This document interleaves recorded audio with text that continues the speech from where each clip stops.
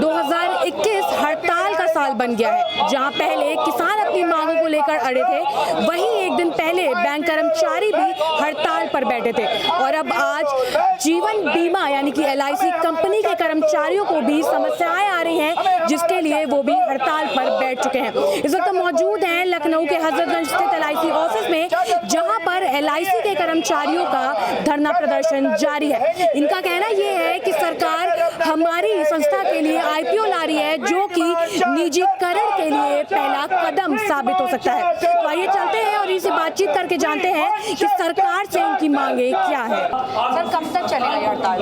ये एक दिन की सांकेतिक हड़ताल है, अभी ये शुरुआत है।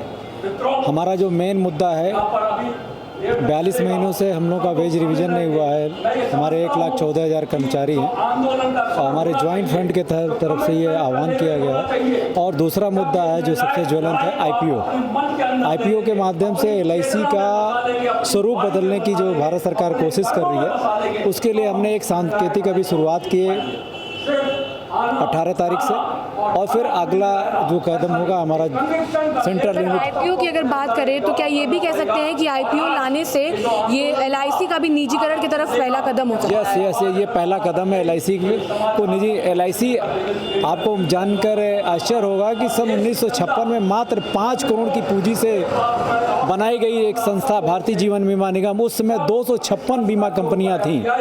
उसको मर्ज करके उनकी लायबिलिटीज़ को पूरा करने के लिए 5 करोड़ भारत सरकार ने लगाया था। आज की डेट में वो एसेट हमारा 30 लाख हजार करोड़ रुपया हो गया है, और उसके बदले उस 5 करोड़ के बदले में हम भारत सरकार को 5% के रूप में डिविडेंड देते हैं और 95% हम अपने कस्टमर को बोनस के रूप में देते हैं, जो भी हमारा लाभ होता है। भारत सरकार अब IPO के पहले क्या एक अमेंडमेंट इंश्योरेंस एक्ट में अमेंडमेंट करके उस IPO से पहले उन्होंने 10% हिस्सेदारी शेयर होल्डर्स के लिए दे रही है। तो उससे क्या होगा, आम जनता का नुकसान होगा। छोटी छोटी जो बचतें हैं, जिसके माध्यम से कस्टमर जो है 20 साल 25 साल के लिए अपनी एक पूंजी इकट्ठा करता है अपने बेटी की शादी के लिए, घर के लिए, पढ़ाई के लिए, वो सारे सपने उसके चूर हो जाएंगे। जैसे प्राइवेट कंपनियां, बहुत सारे प्राइवेट बैंक आए, आज देखिए अभी 2-3 बैंक दिवालिया हुए, उसमें क्या स्थिति हुई। कोरोना काल में आप देख लीजिए क्या स्थिति हो रही है। तब कोई संस्थान, आप लखनऊ का ही देख लिए, तमाम बड़े प्राइवेट ये क्या नाम है, प्राइवेट हेल्थ सेंटर जो हैं आपके, उन्होंने क्या किया, लोग गए और वापस लौट के नहीं आए। बड़े बड़े समूह हैं, पेपर में भी आया, उसकी जांच हो रही, उससे क्या होगा, लेकिन नुकसान तो हमारे कस्टमर का हो रहा है, हमारे लोगों का हो रहा है। तो सरकार से क्या कहना चाहेंगे? सरकार से हम निवेदन करते हैं कि IPO को लाने के अपने इरादे को वापस ले और जनता के मेहनत के पैसे से इकट्ठा करके जो इन्होंने इतनी बड़े अपनी एक बड़ी व्यवस्था बनाई है, संस्था बनाई हुई है, उसको स्वायत्त शासी बनाकर इसको यूं ही चलने दें, ताकि पॉलिसी धारकों को उनकी हिस्सेदारी मिलती रहे और सरकार को देश के आधारभूत ढांचे के विकास के लिए जो पूंजी लगातार उपलब्ध हो रही है वो उपलब्ध होता रहे, ताकि देश आगे बढ़ सके। आज हम लोग 3 कारणों से हड़ताल पर हैं।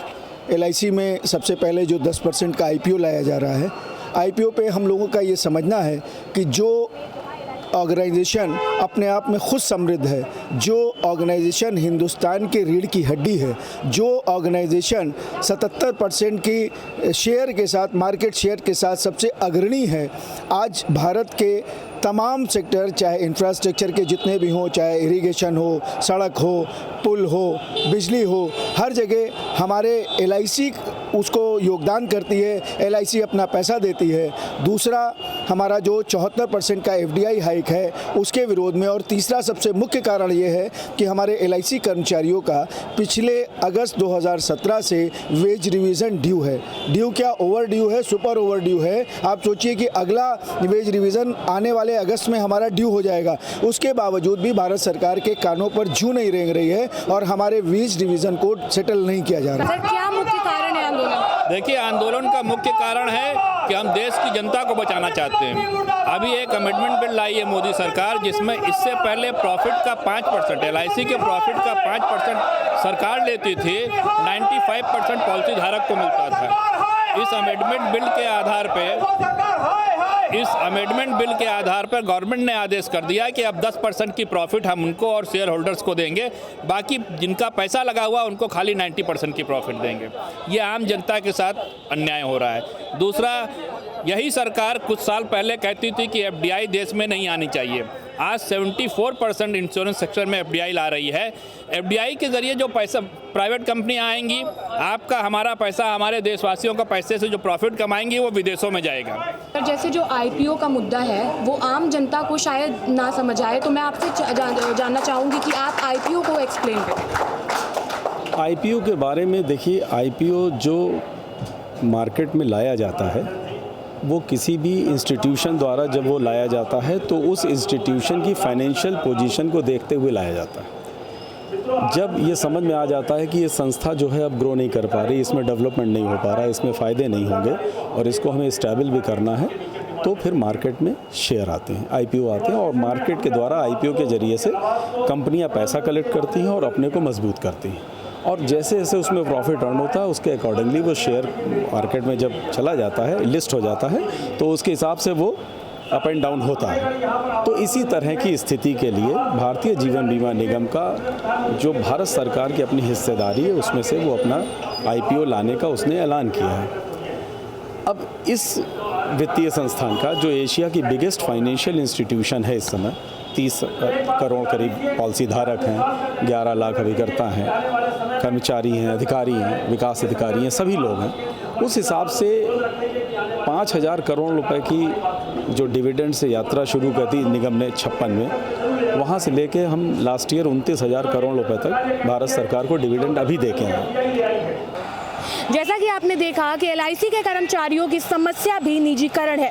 भारत सरकार द्वारा एलआईसी में आईपीओ लाने की बात की जा रही है, जिससे यहाँ के कार्यकर्ता निराश हैं, हताश हैं। इनका कहना ये है कि आगे अगर भारत सरकार ने हमारी बात नहीं मानी तो आज हमारे धरना का पहला चरण था, आगे ये आंदोलन और भी तेज़ होगा और हम भारत सरकार का विरोध करेंगे। फिलहाल के लिए इतना ही। कैमरा पर्सन अनुराग के साथ मैं शिवांगी, जेएमडी खबर, लखनऊ।